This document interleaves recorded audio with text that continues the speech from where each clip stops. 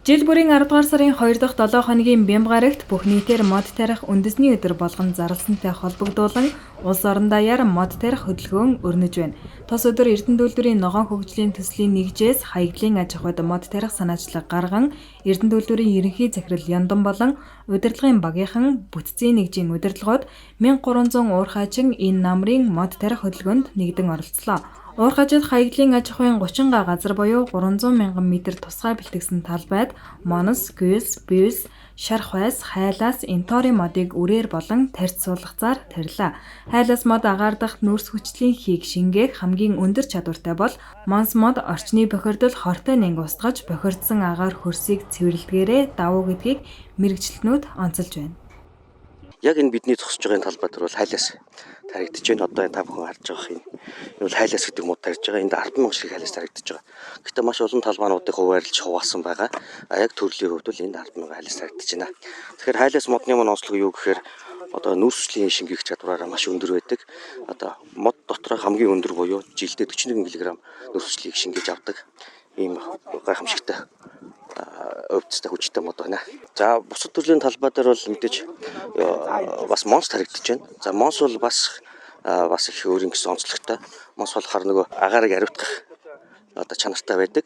Тэр утгаараа бол хаягдлын аж ахуйн хэсэг дээр маань одоо хөрсд ороодсон, одоо бохирдсон одоо энэ орчинд илүү зөгцнө гэж үзэж одоо монс тарьж байна. За мөн хажуугаар нь гүүсний мод тарьж байгаа. Гүүс тарьж байна. За монсыг үрээр тарьж байна. Гүүс, бүүлс бас үрээр тарьж байна. За интори мод бас тарьж байна. Монгол улсын ерөнхийлөгчийн санаачилсан тэрбум мод үндэсний хөдөлгөөний хүрээнд Эрдэнэ үйлдвэр ойрын 10 жилд 100 сая мод тарьж ургуулгаар зорилт дэвшүүлэн ажиллаж байна.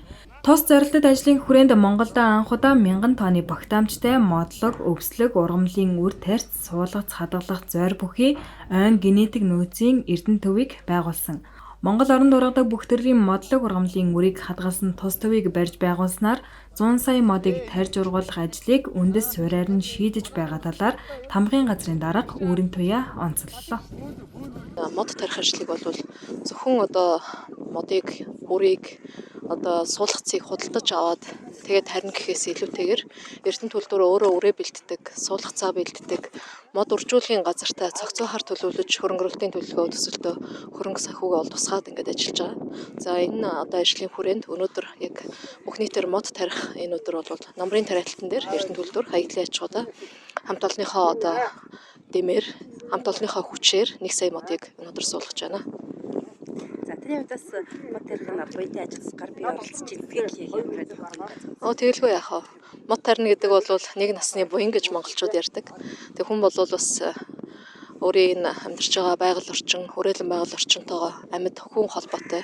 Тийм учраас байгаль дэлхийг хайрлаж, за ялангуяа энэ байгаль орчны сөрөг нөлөөллийг бууруулах тал дээр иргэн бүрийн оролцоо чухал гэж ингэж ойлгож явдаг. Тэр чагуулгаар өнөөдөр Эрдэнэ үйлдвэрийн ургаачд бол бүр энэ одоо цех нэгжээ төлөөлөөд мод тарих аянд оролцож байгаа. Сэтгэл өндөр байна. Хаягдлын аж ахуйд нөхөн сэргээлт хийж ногоон төгөл байгуулах ажилд гар бие оролцсон ажилтнууд сэтгэгдэл өндөр байгаагаа илэрхийлж байсан юм. Эрдэнэ үйлдвэрийн бүтцийн нэгжүүдээс төлөөлөл болон ирсэн зарим ажилтнуудын сэтгэгдлийг хүргэе.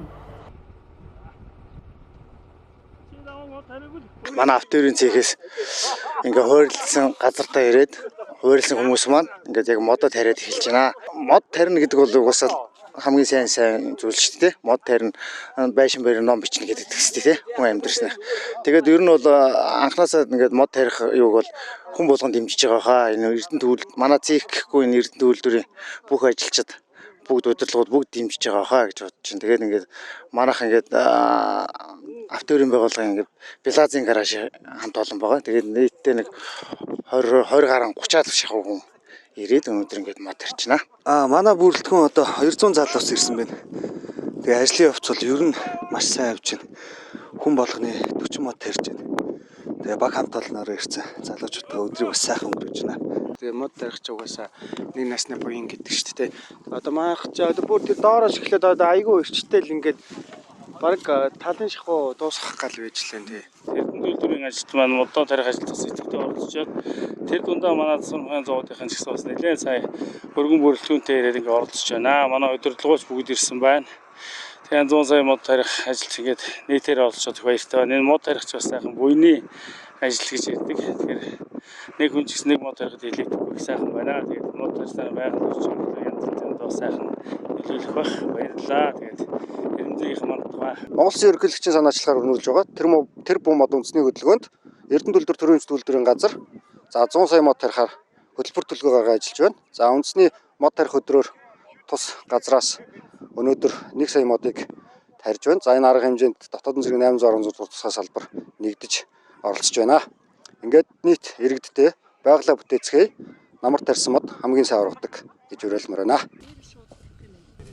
Хаягдлын аж ахуйд мод тарих ажилд тухайн объектыг хамгаалах үүрэгтэй дотоодын цэргийн 186 дугаар тусгай салбарын бие бүрэлдэхүүн оролцож намар тарьсан мод хамгийн сайн ургадах тул намрын тариалдад хүмүүр идэвхтэй оролцож ногоон байглаа хамтдаа бүтээлцэхийг уриаллаа. Эрдэнэ төлбөрийн ногоон хөгжлийн төслийн нэгжийн хамт олон 100 сая модны 10 саяг энэ онд тарихаар төлөвлөсөн бөгөөд хангалын голын дагуух экосистемийг хамгаалах нөхөн сэргийх зорилгоор 30 га газарт гүйс, боргос, монос тарьж ургуулах, тухайн орчинд амралт чөлөөт цагийн цэцэрлэгт хүрээлэн байгуулахаар төлөвлөн ажиллаж байна.